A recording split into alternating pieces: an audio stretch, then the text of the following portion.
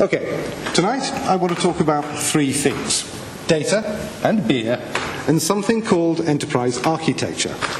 Two of these things you know, and one may be new, but I want to put them all to the question, why? So, to start off gently, let's consider what we already know. We have data and we have beer. Why?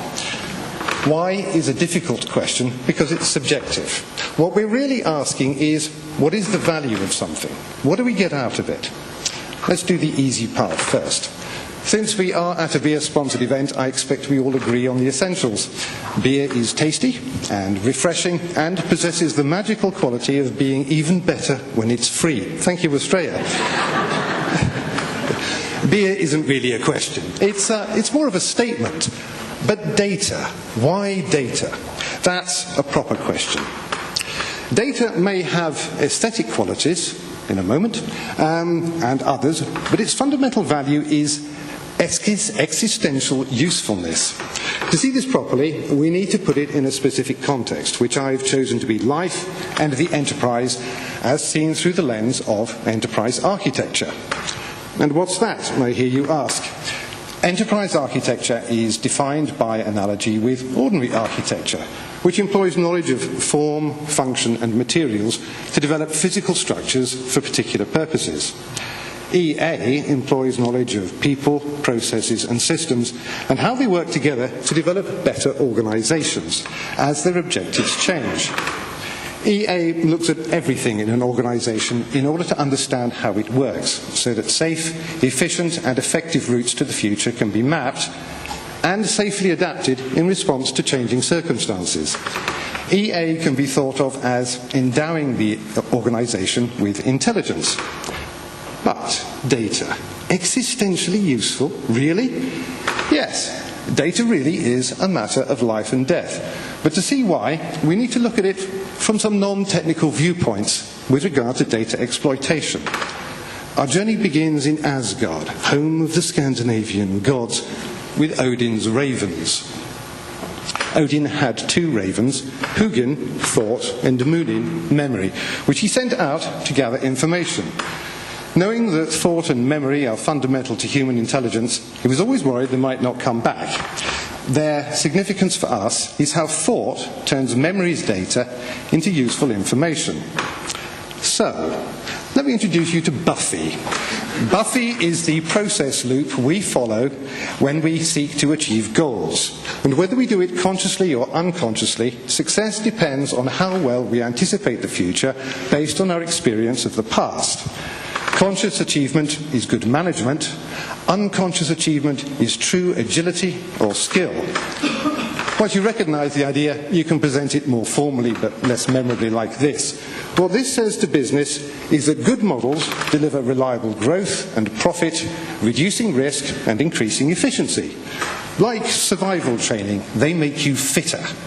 Which brings us, rather neatly, to Darwinian evolution and survival of the fittest, for which the textbooks say three things are required: a means of passing on characteristics, sources of variation, recombination and mutation, and selective pressures that determine which characteristics survive to the next generation. Here we can see a population of things that might be organisms or businesses reproducing and undergoing variation and being tested against the environment. This is the simple view. Geology and climate, or the business environment, are effectively static. Average fitness steadily increases, then settles around a peak. But the slow change of the environment is an assumption, as is the idea of a population of organisms. And these assumptions are wrong, particularly in business where the environment is highly dynamic and the only business whose survival that matters is yours. But if things don't change too rapidly, evolution still occurs. Here the environment is changing, but slowly enough to be followed without thought or memory, simply by seeing what works when variation is faster than background change. A business in this type of environment may be highly evolved and may respond to slow change by reorganizing or adapting itself periodically.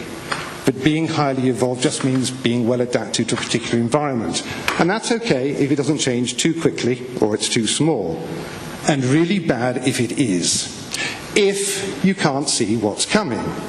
Without thought and memory, you are at the mercy of a dynamic environment.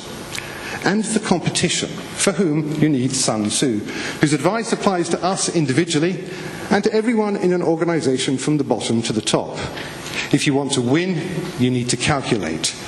Those who calculate more, win more. And you can only calculate with data. So, what do you want to do if you don't want your business to die out? You collect data on what you want and how you work, and on the environment and on the competition and how they all change. And then you calculate the best way forward. We do it with natural intelligence. Business has to work at EA in order to be smart. But data only becomes useful information in the context of other data. And without better conceptual structures than the mess you can see on this diagram here, we can't model effectively. We can only enumerate lists of things.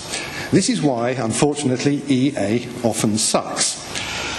But the Spanish philosopher Santayana was right, though I would place the emphasis on the causal structure of the path, and though EA may often suck, it doesn't have to, and those who get it right are more likely to survive.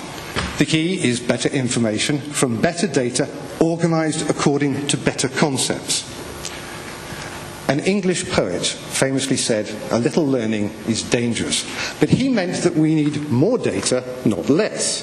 And the data we need is data about meaning, semantic data. That's the key to survival and EA. Why data?